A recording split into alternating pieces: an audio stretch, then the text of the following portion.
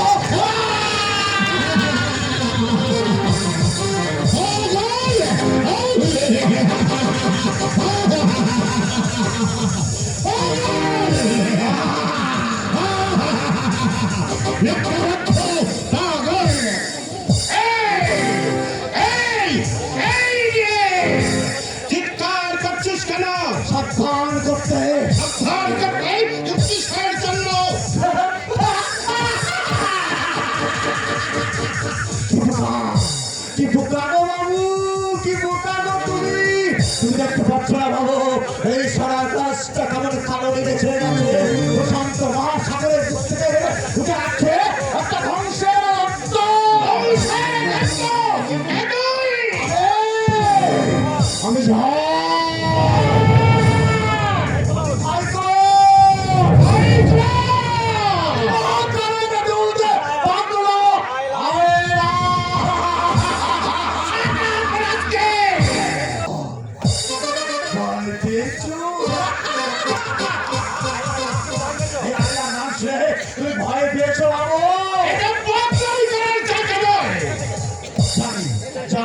আমি জানি এটা পাগলামি করার জায়গা নয়, এটা হচ্ছে চাকলামি করার জায়গা।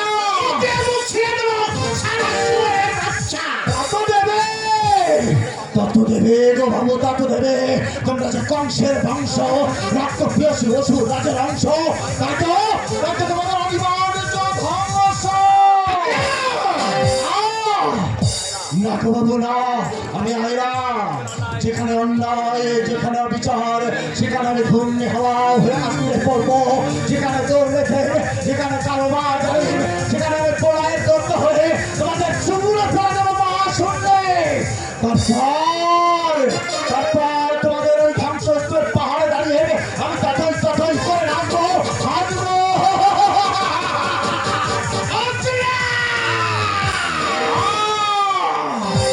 না গো বাবু না, আমি আয়রা যাবো চেতনার দুধ তরুণ তপন কুমার।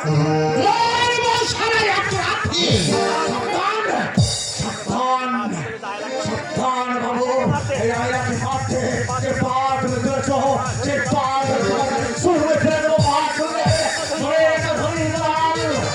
আমি চিরদুর্গম, এই সংস নপরাধ, এই সংস পড়ায় আমি নপরাধ বাবু। আমি নয়, আমি সাইকন, আমি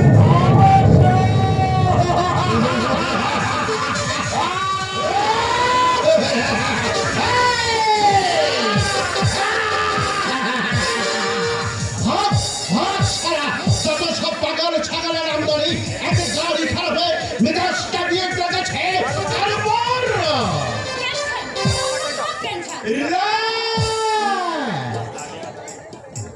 রিল্যাক্স ডার্লিং, নো টেনশন।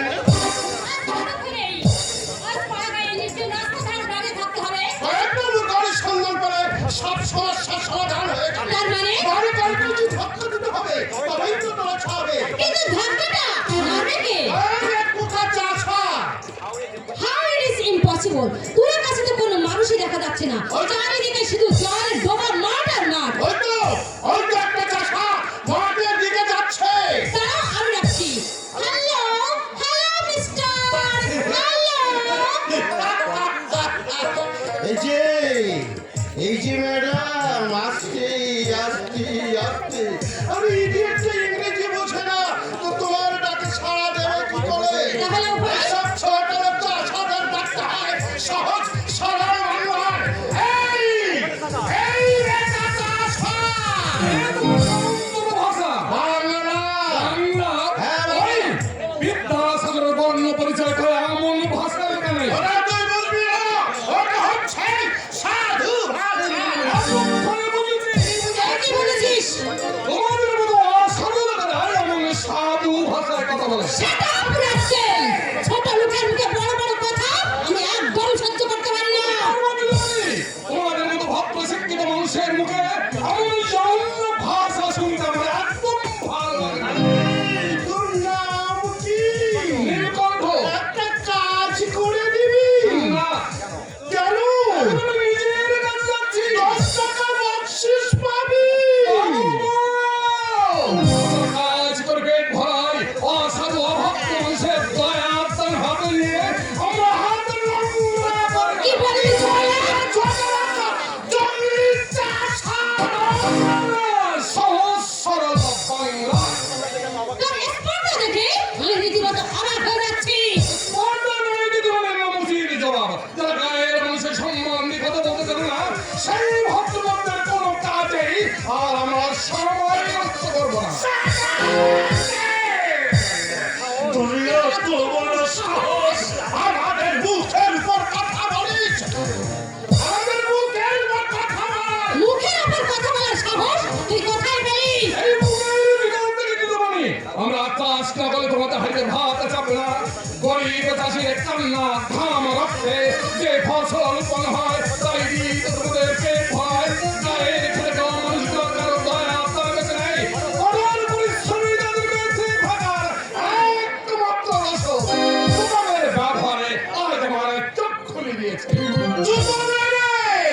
বলছি, জুতো মেরে তোমার ঘোড়া চাক আমি বন্ধ করে দেব! সারা শুয়োরের বাচ্চা!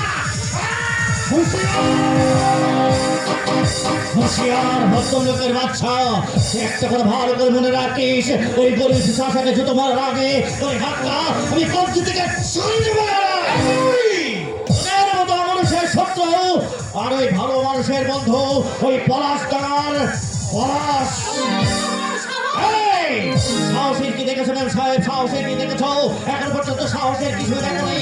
এই অসভ্য হয়ে মানুষকে আমি কিছুতে খোলা করি না। এখন তাদেরকে তা শুধু বলবো না মাত্র, এরপর বেশি টাকাটাকি করে আমার সাহসের পরিচয়টা তুমি নিশ্চয় পাবে। তুমি যে রাস্তায় ভাও না তাতে আমার কিচ্ছু যায় আসে না, কিন্তু এই গরিব চাষাকে জুতো মারার কোনো অধিকার তোমার নেই। হে বান্ধব, বল ভাই, যাও, তুমি তোমার নিজের কাজে যাও। পাশে পিস মাথা নিয়ে বেশিক্ষণ দাঁড়িয়ে থেকো না। ওই পাতা ধুয়ে ফেলো, ছিপছিপে জল, পছানো কাদা পায়ে ধুয়ে ফেললে হয়তো পোষ ধরে যাবে। আর তুমিও তাদেরকে ভাষা শেখাতে চলে আনে, তাই তো? তাহলে একটা কথা ভালো করে মনে রেখো, ওই ওই লোহাকে সোজা করতে হলে যেমন ধাতুরে ঘা দিতে হয়, তেমনি অভদ্র ইঁদুরকে সোজা করতে হলে রাম ধুলাই দিতে হয়। Don't shout! একদম চিৎকার চেঁচামেচি করবে না। এটা তোমার বাড়ির বারান্দা বৈঠক নয়, এটা হচ্ছে পলাশডাঙ্গা গ্রাম, একটা আদর্শ গ্রাম। এখানে বেশি চিৎকার চেঁচামেচি করে যদি গায়ের মানুষকে অপমানের অধিকার মানে অপমানকে যুক্ত করতে চাও, তাহলে তোমাদেরকে আমি কিছুতেই ছেড়ে কথা বলবো না। আমার এই বঞ্চিত বিরাটটা হিংস্র দানবের মতো গর্জে উঠে তোমাদের এই পুঁতি ছিঁড়ে আমি ফেলে দেবো পুঁতি গন্ধময় নরকে।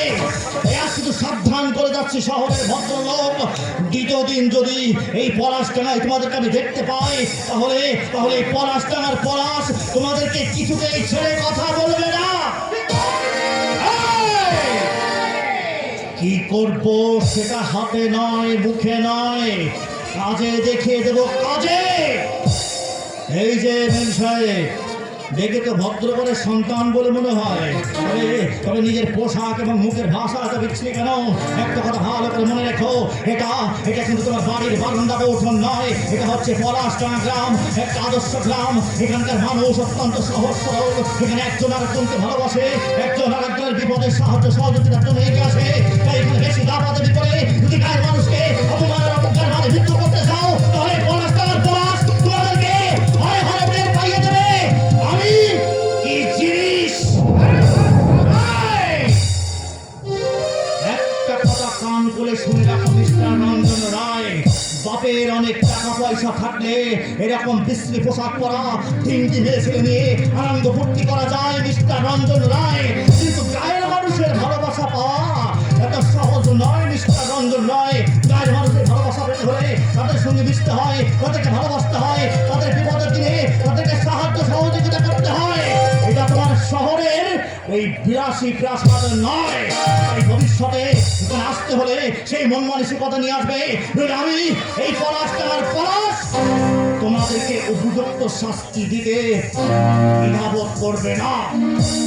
চলে এসো, চলে এসো নেপালদা।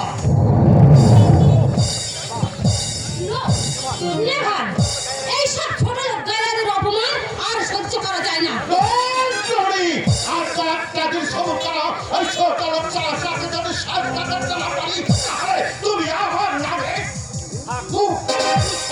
থাক, তোমার ক্ষমতা আমার ভালো করে বোঝা হয়ে গেছে। শহরের রঞ্জন নামক বাপটা গ্রামে এসে একেবারে ভিজে বেড়াল হয়ে গেছে। আজ ফুটির মেজাজটাই নষ্ট হয়ে গেল। আচ্ছা, ওই দীঘা যদি বেড়াতে যাও না হয়, চলো যাই আমরা নদীতে নৌকা